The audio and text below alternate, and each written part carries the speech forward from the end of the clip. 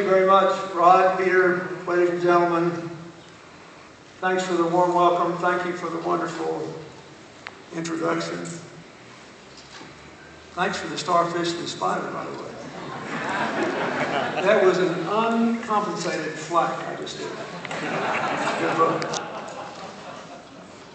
And thank you for giving me a reason to come to Northern California when in New York it's still winter. I brought my daughter and my son-in-law. They went to Stanford and they're seeing friends. They've heard this speech before. But I'm delighted to be here. I wanted to say a few things by way of introduction. I know we're going to have some questions and you probably will ask me some that I did not know the answer to. But I'll tell you one thing, whatever it is I think, I will tell you. That's the great thing about being out of office. You can say whatever you want. The sad thing is no one really cares anymore, but you can say it anyway. I had the great honor to be arguably the president at the dawn of the internet age.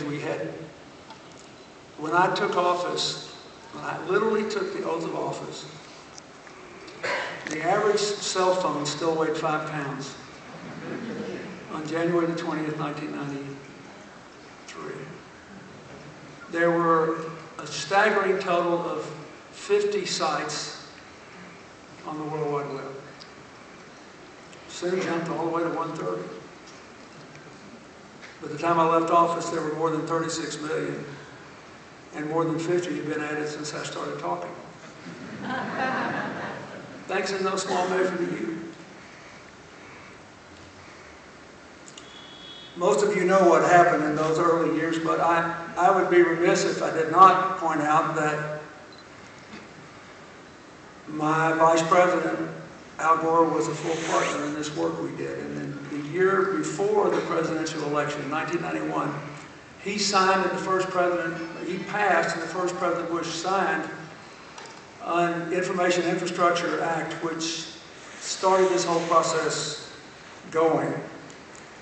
Beginning in my first term, the Federal Communications Commission began to allocate underused spectrum to try to accelerate the growth of the internet.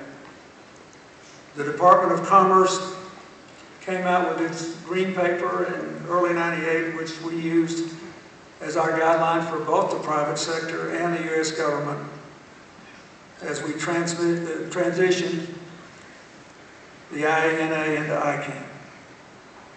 And I think you guys have done a great job.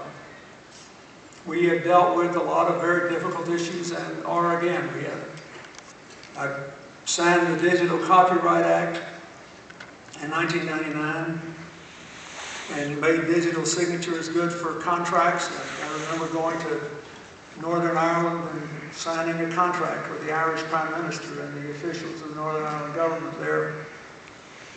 And things seem to be going in the right direction.